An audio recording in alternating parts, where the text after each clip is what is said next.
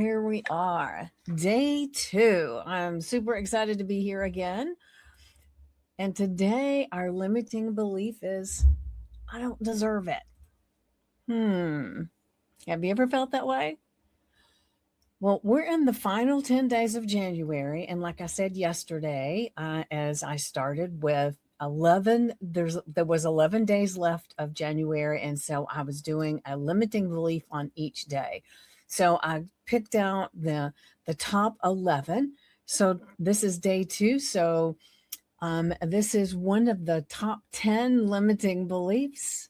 And here we go. Like I said, I'm going live each day to shine a light on a different limiting belief. So you got to watch. And I'm not doing it at the same time every day. I'm just going with what works. And so just keep a watch. Okay. The thing is that limiting beliefs hide in plain sight. They shape what we allow ourselves to experience. And today's belief is a really, really sneaky one because it's not real loud. It doesn't show up as a thought. It shows up as a pattern. So like you start to feel good, things are going great, and then somehow you sabotage it. You make money, and then you spend it so fast, it's like water dripping out of your hands. You get a compliment, and you say, oh, that old thing. I didn't even try this time. You just brush it off like it's nothing. And that's when this old belief is usually running the show. Well, hello, Miss Wendy. So good to see you here. I haven't seen you in a bit.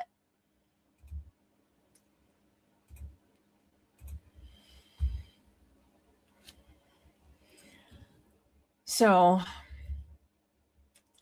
what's usually running the show when all this is going on?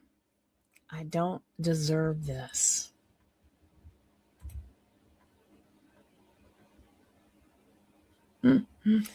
Love, success, money, ease, whatever this is, your system doesn't feel safe receiving it. And if you've ever felt that way, I want you to know you are not alone. And if you don't know who I am, my name is Vickie Poole, and I help people overcome limiting beliefs so they can finally step into the life and business they're meant for. I'm a master transformational coach and board certified hypnotist, and I believe that one shift can create a big ripple. And I've spent the last few years guiding people to recognize these unconscious rules that run the show.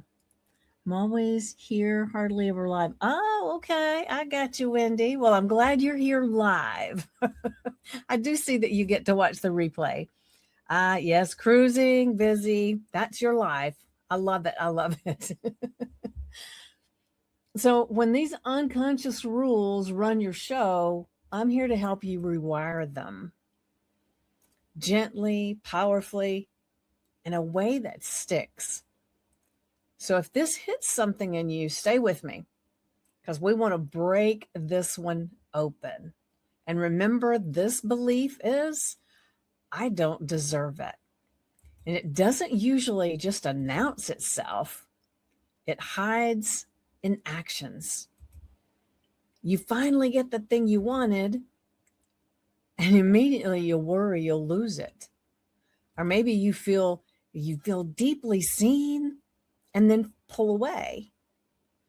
You receive a windfall and get hit with guilt. You get offered support and feel like you need to earn it somehow. This isn't about not wanting good things, because you do, right? But part of you doesn't feel safe keeping them. And here's the twist. Most people aren't scared of failing. they're really kind of scared of having what they asked for. I mean, sometimes you can ask for a business that's doing so well, but underneath, you don't feel you deserve it. So then you start thinking, oh my goodness, what will they be expecting of me if my business gets that big? What if it takes over my life and then I don't have any private time? You'll do all kinds of things. So where does this come from? And we talked about this a little bit yesterday. Usually this belief is rooted in guilt, shame, or even early imprinting. So maybe you grew up where love had strings attached. You had to make the right grades. You had to act a certain way. And success maybe created tension. Receiving meant someone else had to go without. I mean, it's not the same thing, but I remember if you didn't finish your food at the table, it would say, well, if you don't eat this food, then there's starving children in China or wherever it was, right? Which implied that what your actions did right then took away from someone else. So receiving meant someone else had to go without.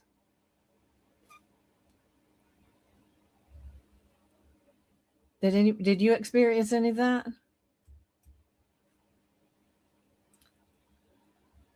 And sometimes being happy was even punished or unsafe, or you were made to feel too much for wanting more. I know I had that happen to me even as an adult. I was dating a person, and when they realized some of the aspirations and everything that I had, they gave me a hard time and about wanting more than what I was supposed to have because of who I was and where I grew up. And we didn't date any after that. So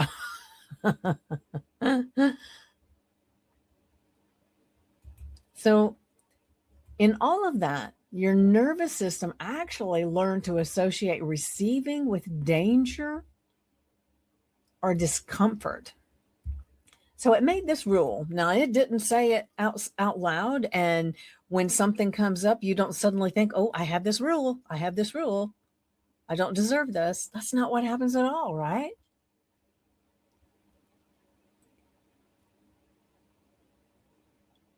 But you ended up making this rule. If I'm too happy, something bad will happen. Or if I get ahead, I'll be judged. And the other one we talked about just a moment ago, if I have more, someone else will suffer. These are protective beliefs, not personality flaws.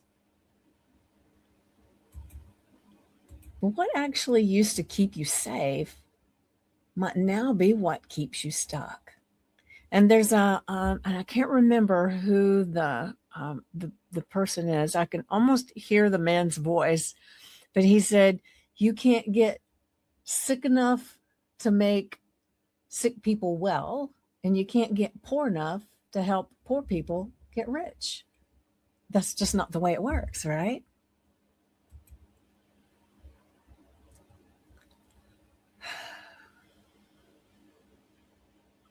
So let's talk about the cost of this belief, because it's not just not having what you want.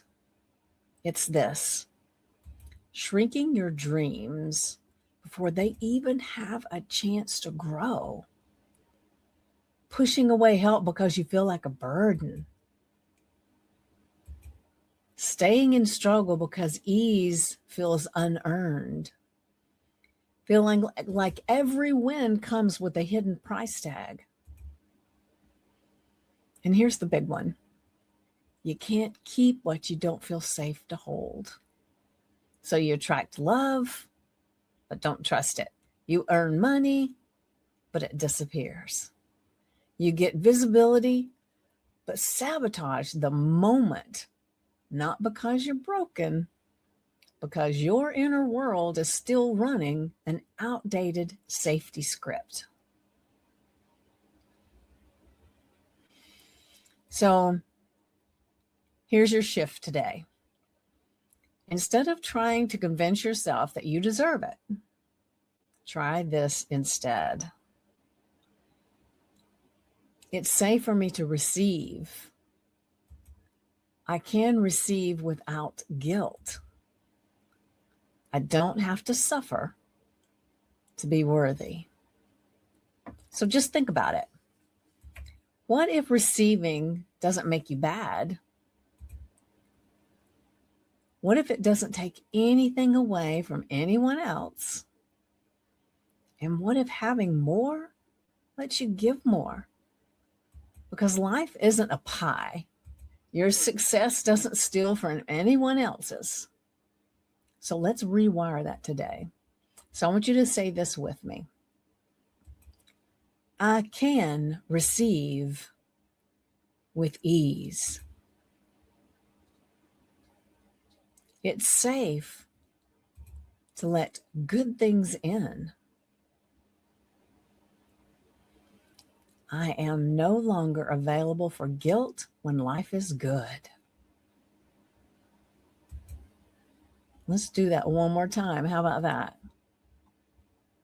And these are writer downers. You write them down, put them somewhere, and remind yourself as often as you can that you do deserve. So the first one, I can receive with ease. Number 2, it's safe to let good things in. It's safe to let good things in. That's a good one. I am no longer available for guilt when life is good. Take those to heart, right? So if this hit home, if you saw yourself in any way in today's message, you can DM me the word receive, or you can drop it in the comments, and I'll send you a link to book a quick call. Now, in this call, I'm not selling you anything. I'm just wanting to have a conversation to see how this resonated with you and to see how I can help you if I can.